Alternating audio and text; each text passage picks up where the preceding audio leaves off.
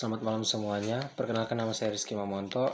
Sekarang ini saya akan mempresentasikan hasil analisis perbandingan dari neraca perusahaan Matahari Departemen Store Tbk. Kita masuk dalam aktiva yang pertama, yaitu aset.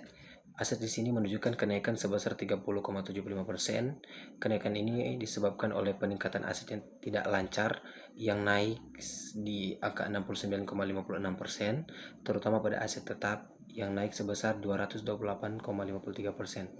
Strategi kedepannya, perusahaan harus mengoptimalkan aset tetap dengan meningkatkan efisiensi operasional, seperti menyewakan aset yang kurang produktif dan memperbaiki likuiditas dengan strategi pengelolaan kas yang lebih efisien. Kita masuk dalam aset lancar. Di sini menunjukkan penurunan hingga 41,29%. Penurunan aset lancar sebesar 41,29% ini mengindikasi adanya penurunan likuiditas, sehingga perusahaan harus tingkatkan penjualan dan arus kas masuk. Ada juga perusahaan harus mengelola piutang dengan lebih baik dan efisiensi pengelolaan persediaan. Yang ketiga, kita bisa lihat bahwa ada kas dan setara kas yang mengindikasi penurunan 55,31%. Penurunan ini kemungkinan disebabkan oleh dua faktor, yaitu penurunan pendapatan atau penjualan yang disebabkan oleh COVID-19 yang terjadi pada tahun 2020, sehingga menyebabkan pembelian offline itu menurun. Yang kedua itu pembayaran utang meningkat, di mana kewajiban perusahaan meningkat signifikan, terutama utang jangka pendek yang naik sebesar 50,97%, sehingga pembayaran memberikan pengurangan saldo kas secara drastis. Yang keempat, piutang. Di sini mengindikasi penurunan sebesar 73,64%. Alasannya, penjualan kredit mengalami penurunan. Jika perusahaan lebih banyak melakukan transaksi tunai dibandingkan kredit, maka jumlah piutang otomatis menurun. Solusinya, seimbangkan penjualan tunai dan kredit, jaga keseimbangan antara likuiditas dan penjualan kredit, optimalkan sistem penjualan, dan yang terakhir itu tingkatkan penjualan dengan promosi dan digitalisasi. Yang kelima, persediaan mengindikasi penurunan 19,03%. Penurunan disebabkan oleh penurunan permintaan akibat pandemi. Yang kedua, strategi manajemen stok yang lebih efisiensi. Yang ketiga, gangguan rantai pasok. Dan yang terakhir, perubahan pola konsumsi masyarakat. Solusi kedepannya yaitu pengoptimalan manajemen stok. Yang kedua, diversifikasi produk. Yang ketiga, perkuat penjualan online, dan yang keempat, negosiasi dengan pemasok. Yang keenam, aset tidak lancar yang naik hingga 69,56%. Hal ini disebabkan oleh investasi pada aset tetap yang meningkat hingga 228,53%. Perusahaan mungkin melakukan ekspansi bisnis, renovasi toko, atau investasi teknologi untuk mendukung operasional jangka panjang, dan perubahan strategi bisnis serta penyesuaian nilai aset. Strategi kedepannya, perusahaan bisa evaluasi efektivitas investasi, jaga likuiditas perusahaan, dan memaksimalkan pemanfaatan aset.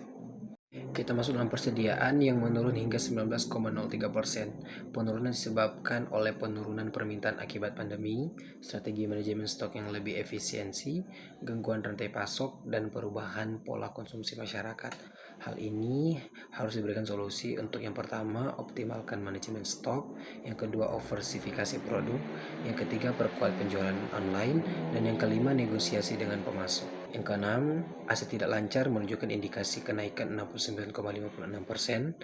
Hal ini disebabkan oleh investasi pada aset tetap yang naik hingga 228,53%. Perusahaan mungkin melakukan ekspansi bisnis, renovasi toko, atau investasi teknologi untuk mendukung operasional jangka panjang dan penyesuaian nilai aset.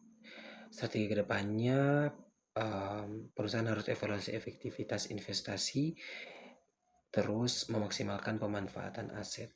Yang ketujuh, ada aset tetap yang naik hingga 228,53%.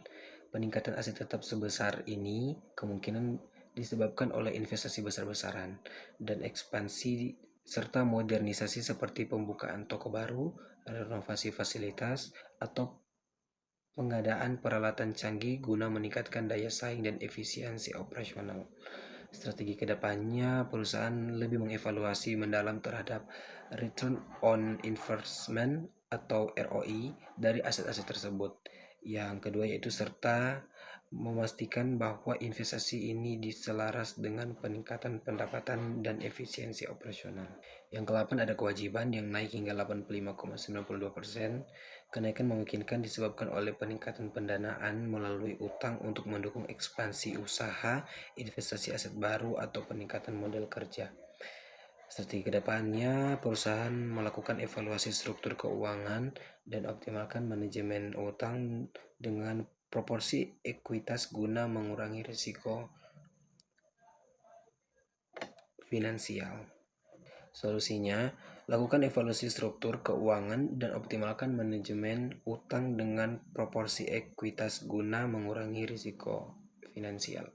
Yang ke-9 ada kewajiban lancar yang naik di 9,97%. Hal ini menunjukkan adanya peningkatan penggunaan sumber pendanaan atau pembiayaan jangka pendek yang mungkin berkaitan dengan modal kerja yang meningkat atau penyesuaian dalam strategi operasional. Strategi kedepannya, perusahaan harus monitoring rasio likuiditas, efisiensi pengelolaan modal kerja, dan negosiasi utang persyaratan pembayaran.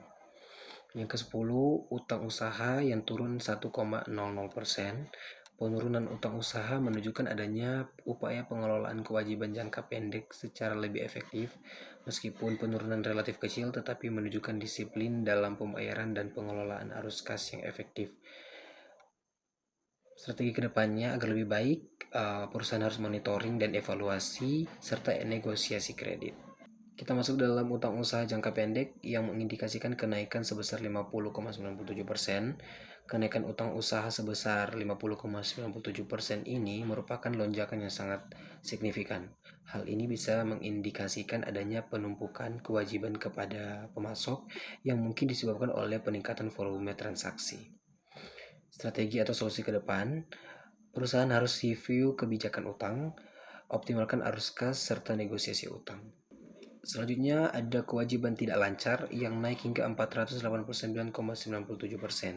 Angka kewajiban tidak lancar sebesar ini merupakan lonjakan yang sangat signifikan, mengindikasi ketergantungan perusahaan yang tinggi pada pembiayaan jangka panjang.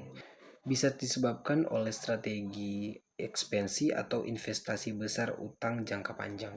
Solusi kedepannya, perusahaan harus mengevaluasi struktur utang, mengoptimalisasi investasi, serta manajemen arus kas.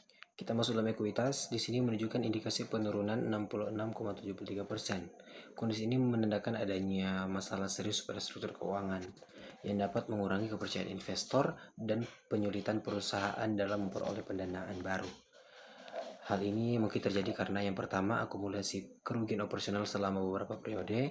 Yang kedua, strategi investasi atau ekspansi yang tidak menghasilkan pengembalian modal. Dan yang ketiga, yaitu beban utang dan biaya yang tinggi sehingga mengerus nilai aset. Solusi kedepannya, perusahaan harus rekonstruknisasi keuangan. Yang kedua, suntikan modal. Dan yang ketiga, peningkatan kinerja operasional. Baik, itulah presentasi saya tentang neraca dari hasil analisis perbandingan perusahaan Matahari Department Store. Terima kasih.